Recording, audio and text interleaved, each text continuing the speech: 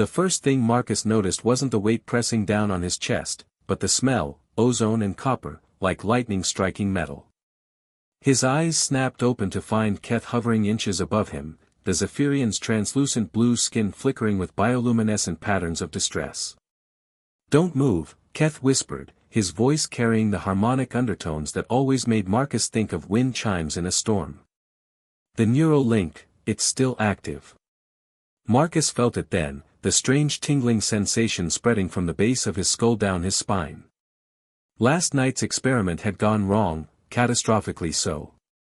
They'd been testing the compatibility between human and Zephyrian consciousness sharing technology, a breakthrough that could revolutionize interspecies cooperation.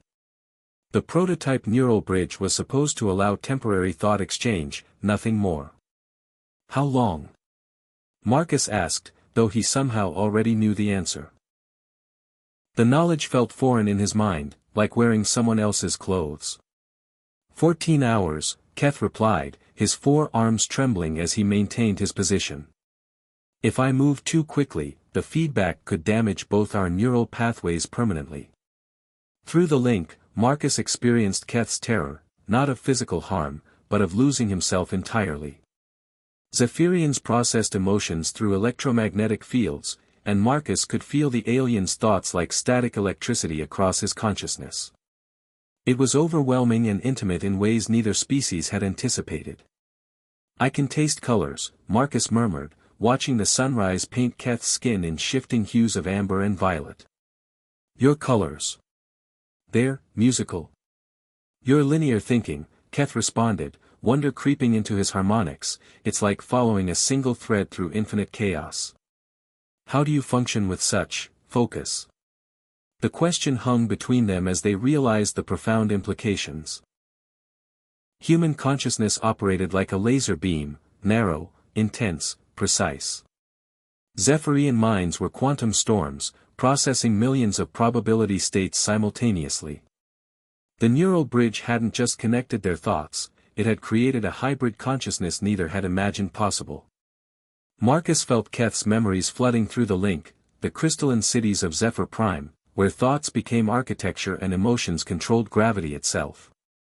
In return, his human experiences flowed outward, the weight of linear time, the beauty found in limitations, the strength that came from making singular choices in an uncertain universe. "The research committee will want to terminate the experiment," Marcus said, though speaking felt strange when thoughts already flowed freely between them. "My people will consider this contamination," Keth agreed. "But Marcus." The alien's name for him carried harmonics that translated roughly to "brave fool who dreams in straight lines." "I don't want to go back to the silence." Through their shared consciousness, Marcus understood. For all its chaos, Zephyrian thought was fundamentally lonely, minds touched but never truly connected. Human consciousness, despite its limitations, carried an intensity of experience that Keth found intoxicating. "The neural pathway is stabilizing," Keth observed, his scientific training asserting itself even as his emotional responses remained thoroughly alien. "We might be able to maintain partial connection even after separation." Marcus felt the truth of it in their joined thoughts. They were becoming something new. Not human, not Zephyrian, but a bridge between worlds. The implications terrified the xenobiologist in him while thrilling the explorer. "When we separate," Marcus said, already mourning the loss of their shared experience, "everything changes." "Yes," Keth agreed, his bioluminescence shifting to patterns Marcus now recognized as hope. "For both our species." As the first successful human-alien consciousness merge in history, they would face investigation, controversy, and fear from both worlds.